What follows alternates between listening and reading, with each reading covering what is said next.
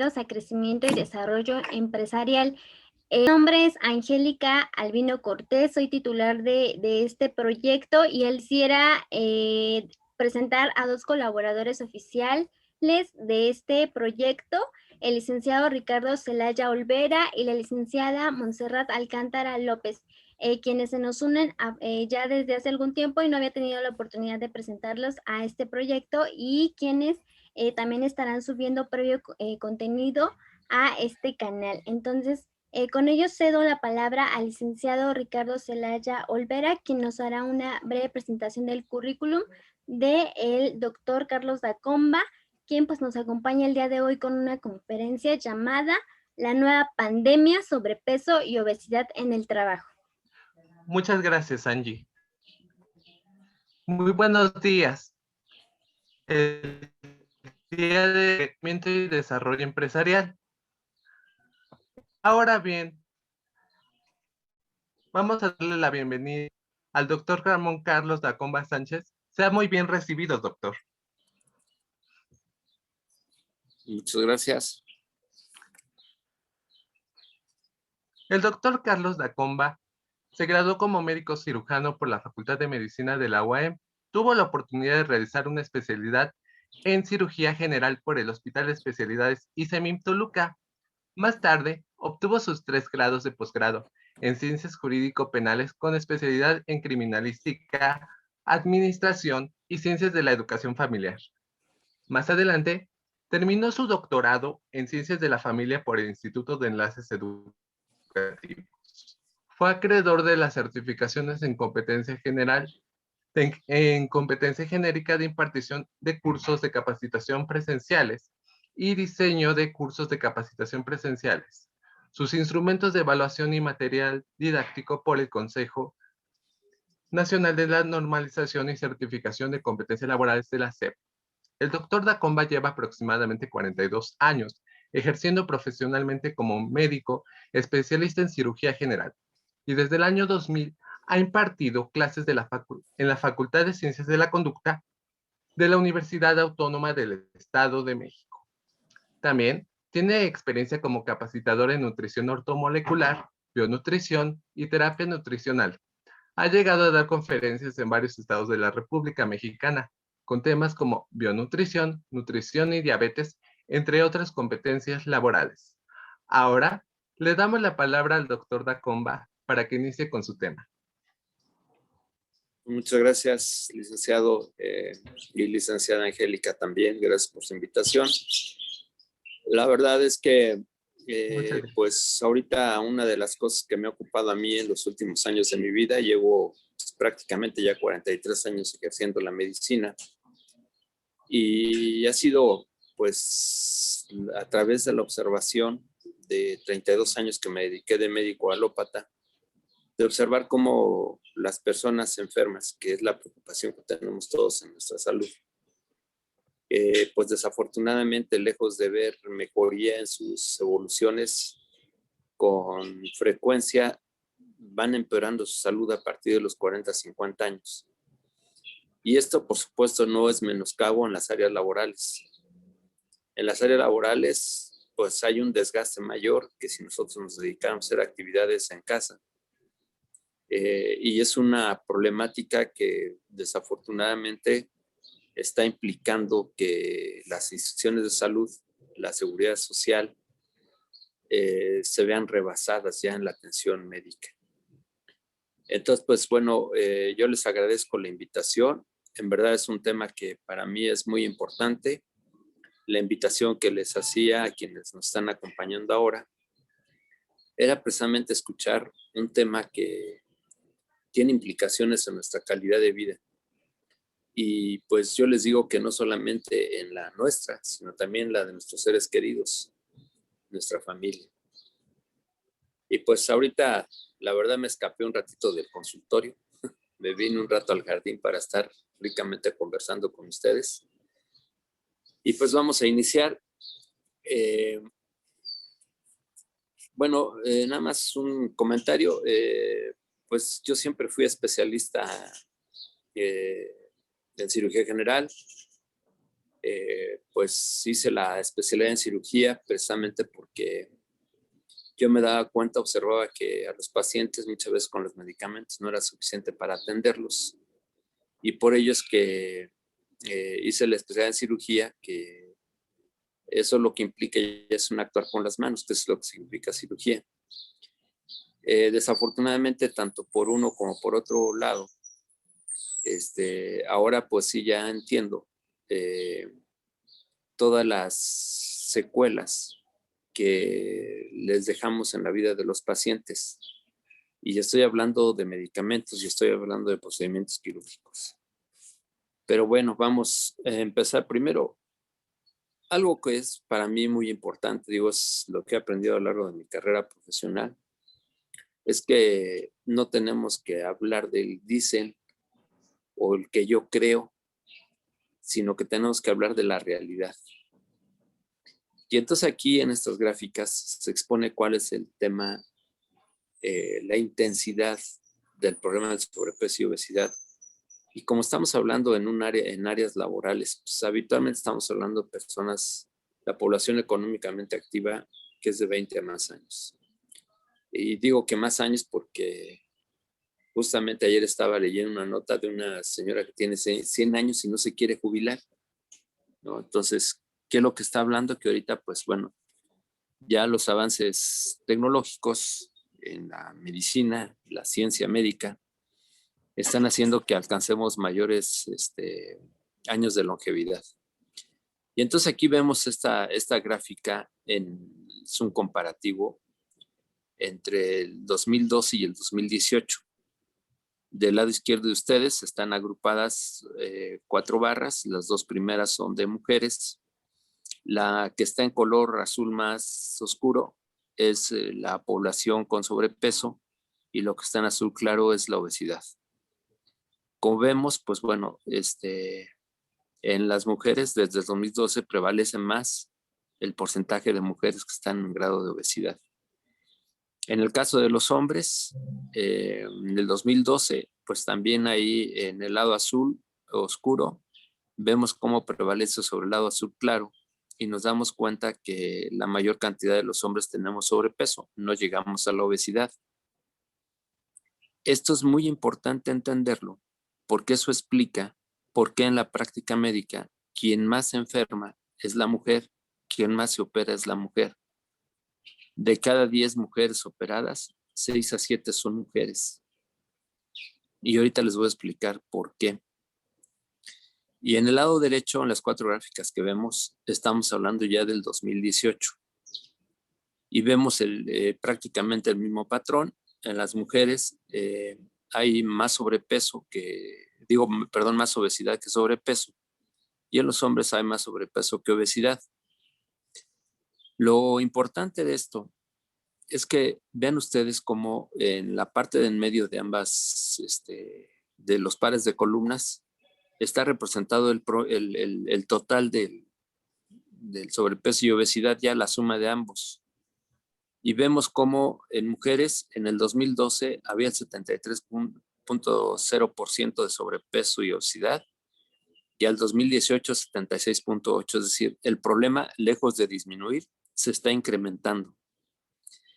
Y en los hombres, que era del 69.4%, se incrementó al 73%. ¿Esto qué nos indica? Que el problema, y les digo yo que es silencioso porque lo vemos, pero no dimensionamos lo grave que es tener sobrepeso y obesidad. Y ahorita vamos a ver las consecuencias de ello y vamos a ver al final en cifras, en dinero, lo que representa esta situación que pues precisamente es el tema, se puede prevenir.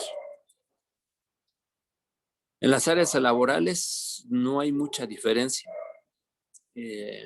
Los hombres, hay estudios que se han hecho ya ahora ya con investigaciones científicas y han encontrado que hay una prevalencia de sobrepeso y obesidad en el 57.8% de los hombres y en el 62% de las mujeres.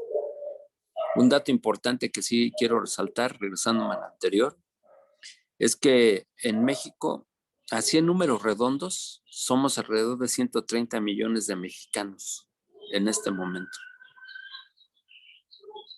El 73% en números absolutos representa más de 90 millones de mexicanas y mexicanos con sobrepeso y obesidad. Y entonces, ¿por qué es relevante para nosotros el sobrepeso y la obesidad? Para empezar, sobrepeso no es otra cosa, está definido por la Organización Mundial de la Salud como el exceso de grasa visceral y subcutánea en nuestro cuerpo, el tejido graso. Las personas gorditas, lo que tienen exceso no es que tengan un músculo fuerte, sino lo que tienen es demasiada grasa. Y entonces en esta imagen que, por cierto, hizo la Secretaría de Salud, es donde yo ejemplifico, sintetizo todo el problema grave de salud que estamos viviendo en este momento en la sociedad, no solamente mexicana, sino mundial. Desafortunadamente, la grasa, ese exceso de grasa, es la causante de todas esas enfermedades que ustedes pueden ver en esta imagen. Y eso son, yo creo que el 5 o el 10%. Pero todas tienen que ver con el sobrepeso y la obesidad. Y entonces tenemos que romper ese paradigma que en la cultura mexicana tenemos de pensar, de decir, de promover que las personas gorditas son las más sanas y rozagantes de vida. Eso es una gran mentira, es todo lo contrario. Las personas con sobrepeso son las que más factores de riesgo tienen para tener no una, sino varias enfermedades. Y entonces, afortunadamente, en la medicina alópata, la que utiliza medicamentos para tratar de controlar, creó o desarrolló una cultura de ya no solamente formar médicos para atender las enfermedades, sino que ahora ya esos médicos los especializó en diferentes áreas del conocimiento médico. ¿Por qué? Porque era una persona obesa. Cuando ustedes le hacen estudios, sí, digo, ojalá y se pudieran hacer previos a que la gente esté enferma, sí, pero cuando se le pudieran hacer estudios a las personas que tienen sobrepeso y obesidad, encontraríamos que tienen una cantidad de enfermedades ya. Y entonces, en la ciencia médica, se impulsó el tema de las especialidades médicas, ¿no? Y entonces ahora, si hay daños cardiovasculares, pues hay que ir a ver al cardiólogo, al médico internista, si hay gastrointestinal, al gastroenterólogo, si hay daño psicológico, al psicólogo, si hay daño en la piel, al dermatólogo, al endocrinólogo, si hay daño endocrino, al obstétrico, al ginecólogo, etcétera, etcétera, etcétera. Y no hemos entendido que el problema no lo van a resolver los médicos especialistas. El problema no solamente lo tenemos que resolver nosotros, las personas, los seres humanos. Sí. Porque al final, los que lastimamos nuestro cuerpo, los que los dañamos, somos nosotros mismos. ¿Y cómo? Justamente a través de 3 agresores, y estoy utilizando la palabra agresor, sí, que son procesos de autoagresión. El primero, el más importante, es lo que comemos.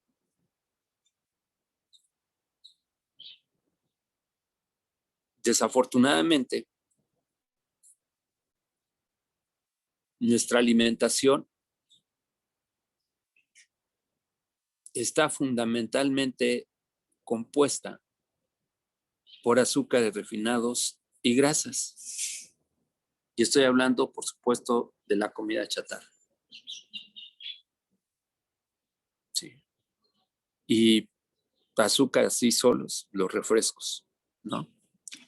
Y entonces aquí en esta imagen, porque mucha gente todavía lo duda, sí, incluso colegas médicos lo dudan, presento este estudio que se llama termografía, en donde se alcanza a ver el cerebro de una persona normal. Sí, vean ustedes aquí las áreas en rojo. Este color rojo en un paciente con cocaína se pierde por la adicción y vean lo que pasa en un paciente obeso. Conclusión, ¿por qué engordamos? Porque somos de refrescos, somos de comida chatarra, sí. Somos un país de tortillas, un país de pan, sí. Por supuesto de refrescos, postres. Y el problema es que desafortunadamente es un proceso de alimentación incontrolado. A mí médicamente lo que me cuesta más trabajo, sinceramente, es convencer al paciente que debe dejar de alimentarse como lo venimos haciendo pues por allá más de unos 120 años. Sí. Que tenemos que regresar a la época de las cavernas, antes de que el hombre descubriera el fuego. Porque antes de que el hombre descubriera el fuego, el hombre lo que comía eran frutas, verduras y raíces. Y ellos morían por infecciones. No había diabetes, no había hipertensión, no había cáncer.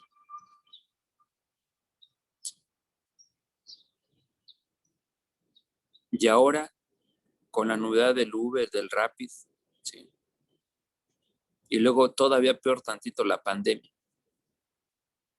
que vino a hacer que si de por sí nos movíamos poco, ahora nos movemos menos. El miedo, la ansiedad, ahora ya del encierro, pues esos porcentajes que les hablaba hace rato, ¿sí? Se van a disparar de manera impresionante. ¿Sí? Como referencia, somos el primer lugar a nivel mundial en sobrepeso y obesidad, pero en niños.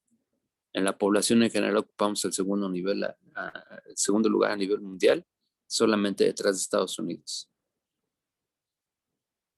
Y entonces el tema central es que precisamente entendamos que cuando a mí me dicen que debo dejar de comer la alimentación, los taquitos con los cueritos, el chicharrón, el omelette, digo ahorita que le estoy hablando, incluso por supuesto la coca, ¿no? Cuando se lo digo a mis pacientes que está prohibido, no pegan el grito al cielo. Y entonces por eso les hago el comparativo, que esto es lo que le sucede a un alcohólico, a un fumador o a un drogadicto, precisamente, ¿no? Que cuando le dicen al alcohólico, te voy a quitar el alcohol ya, ni una gota más, pues le entra la ansiedad, la desesperación. Lo mismo le pasa al fumador, lo mismo le pasa al alcohólico. Pues ahora ya entendí que precisamente cuando yo le digo al paciente, te voy a retirar de las tortillas, del pan, y te tienes que dedicar a frutas y verduras, pues los pacientes pegan el grito al cielo, ¿no? Y dicen, no manches, este doctor está loco. La cuestión es de que desafortunadamente, mientras sigamos con esa adicción alimentaria, sí, a los 40, 50 años, vamos a seguir llenando los hospitales. Sí. Tener que ser clientes frecuentes VIP de los médicos. No.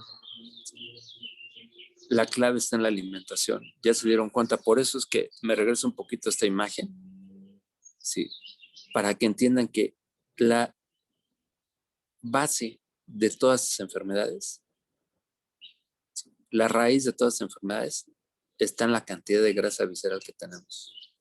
Por eso también yo trato de imponer otra cultura, que es la de que lejos solamente de pesarnos en la báscula, ahora ya tenemos que hacer una medición de la composición corporal de nuestro cuerpo. ¿Qué quiere decir? Saber del peso que yo tengo. Por ejemplo, ahorita yo estoy pesando 78 kilos, mido unos 76 de estatura.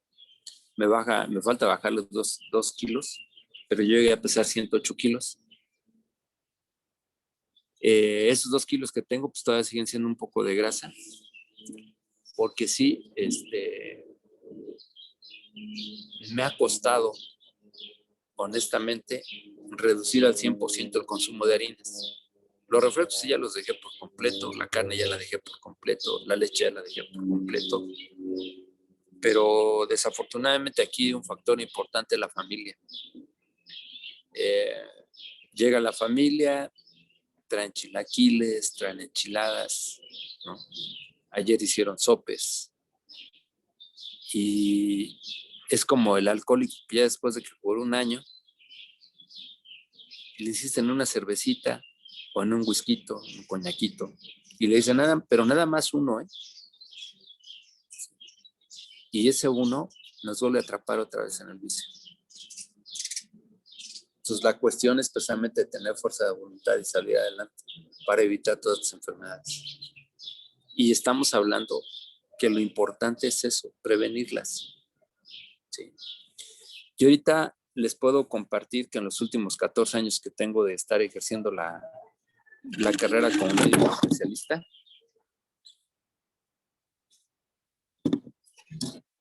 yo creo que si extiendo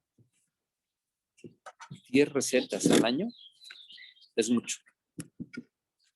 Ahorita lo único que estoy haciendo yo es cambiar hábitos nutricionales.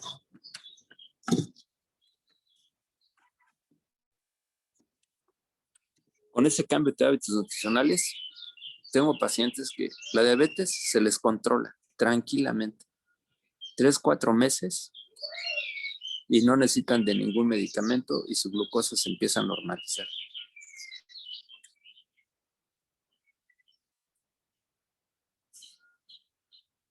Ahorita he llegado a controlar pacientes con cáncer que lejos de estar bajando de peso, pues, aunque sea mínimo, pero estoy logrando que suban de peso. ¿Cómo? Solamente modificando los hábitos de nutrición.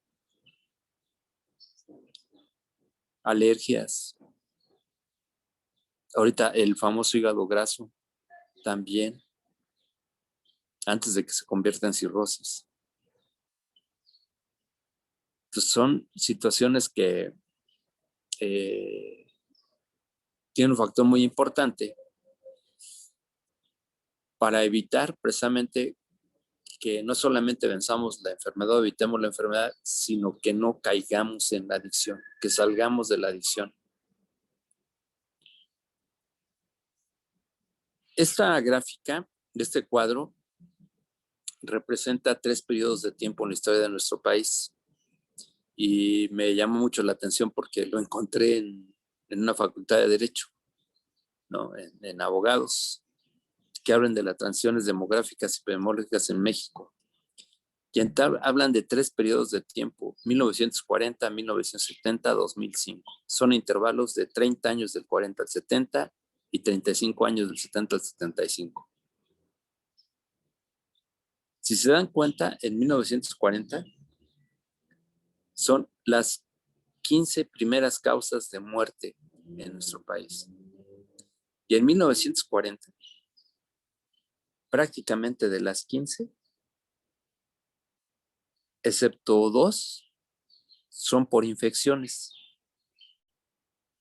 En esa época, nuestros abuelitos morían de neumonías, morían de diarreas, sarampión, tuberculosis, disenterías, tifoideas. Y las 2 únicas crónico-generativas eran el cáncer. Luego, en 1970, ya empiezan a aparecer las enfermedades crónico-generativas casi al mismo nivel que las enfermedades infecciosas. Ya encontramos el cáncer en 5º lugar, las enfermedades de corazón en 3er lugar, y aparece nuestro enemigo número 1 en la actualidad, la diabetes. Sí. Aparece, pero en 15º lugar. Y en el 2005, 35 años después, es el extremo opuesto de 1940. Las enfermedades infecciosas aparecen 2 y todas las demás son crónico-degenerativos. Y la diabetes, junto con las enfermedades cardiovasculares, las principales causas de muerte en nuestro país. Sí. Y entonces aquí este cuadro yo lo pongo, porque para mí el referente es que por ahí de 1890 empieza la industrialización de los alimentos. Con esto lo que yo quiero es que hagamos clic, ¿sí? Saquemos una lógica para entender cómo la alimentación industrializada ha venido a generar un cambio epidemiológico, que aquí ahora vamos a hablar de números, ¿no? En este cuadro son las 20 causas de muerte en nuestro país del 2000 al 2013. ¿Por qué estoy presentando estadísticas del 2013? Porque es hasta cuando nos dieron tiempo de que los ciudadanos viéramos así con claridad. Ahora es difícil que nosotros veamos estas estadísticas, pero miren, nada más para una referencia, del 2000 al 2013 hice la suma del total de muertes que hubo en nuestro país, y el total de muertes que hubo de ese periodo de tiempo, del 2000 al 2013, fueron 7.277.399 personas muertas. Estamos hablando de una población casi idéntica a la de la Ciudad de México o de la mitad del Estado de México, de personas que fallecieron. Sí. Y vean cómo en el 2000 fallecieron 486,000 personas, 435,486 personas, y el 2013 611,863, es decir, cada año mueren más personas. Saco el promedio para tener una idea de qué estamos hablando, y por año mueren 519,814 personas.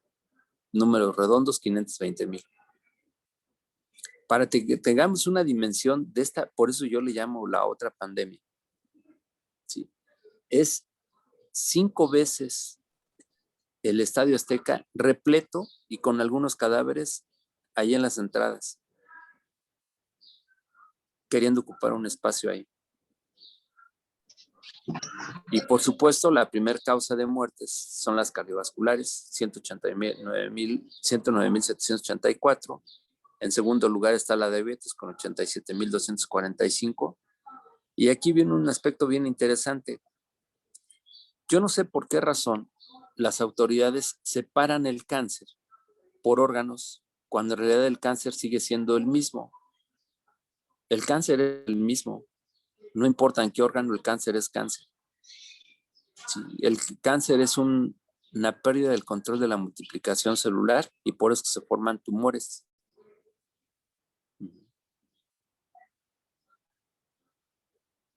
Bueno, pues yo cuando sumo los cánceres para hacerlos como cánceres y no precisamente por órganos, nos encontramos que en el 2013 fueron 33,120 personas muertas por cáncer. Esto que implica que desde el 2013 el cáncer ocupa el tercer lugar como causa de muerte en nuestro país. Y entonces estoy hablando de números. ¿Cuántos de nosotros no estamos por ingresar esos números? Y volvemos al tema. ¿Quién produce el sobrepeso y la obesidad? Nosotros. Y ya les decía, la alimentación. No vienen ni los marcianos, no vienen los de los partidos políticos, ni los de las religiones a decir, come, come, atáscate. Somos solitos. Es un tema incluso cultural. Entonces, por eso es que esta invitación que me hicieron, yo la acepté con gusto, porque yo por todos los medios posibles voy a tratar de crear una cultura de regresar a lo que el ser humano tiene que hacer de manera natural, lógica, y como Diosito nos los mandó. El único vínculo que tenemos los seres humanos con la naturaleza es la alimentación, es lo que comemos. Es decir, tenemos que comer lo que está en la naturaleza, frutas, verduras y raíces.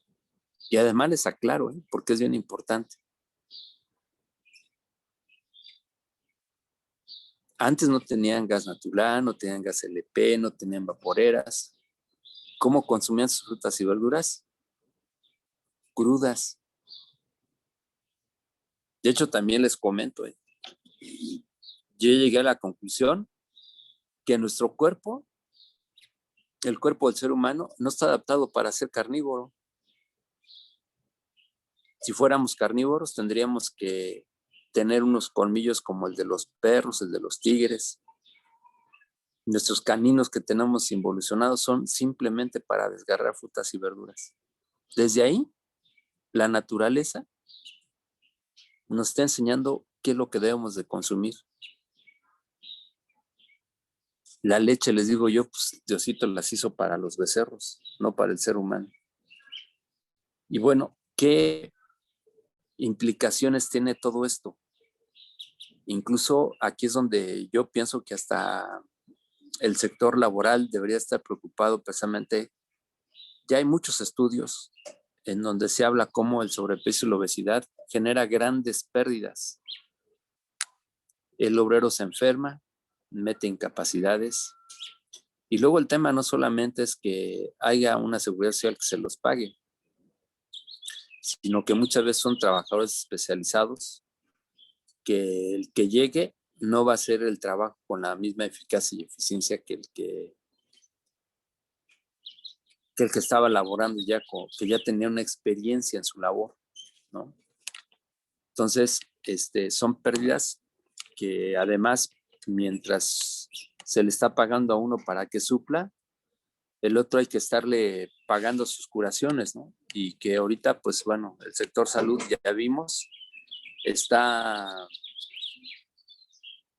pues, la verdad, ahorita en una situación de crisis económica por el tema del COVID, que ahorita, pues, mucha gente que está enferma, yo he visto pacientes, ahorita me toca a mí, pacientes diabéticos, infartados, con cáncer, que como no tienen COVID, difícilmente lo están atendiendo en la seguridad social.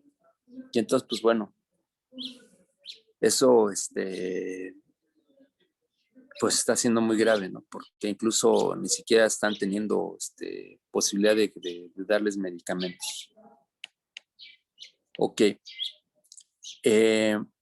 Esto es una referencia que encontré. Vino el secretario general de la OCDE, de la Organización para la Cooperación y el Desarrollo Económico, José Ángel Gurría, vino un seminario en febrero del año pasado, del 2020. Y vean lo que nos está anticipando. Sí. Los altos niveles de sobrepeso y obesidad en México traerán como consecuencia la reducción de 2.4 millones de trabajadores de tiempo completo. Y eso que era cuando apenas empezaba a hablar de la pandemia.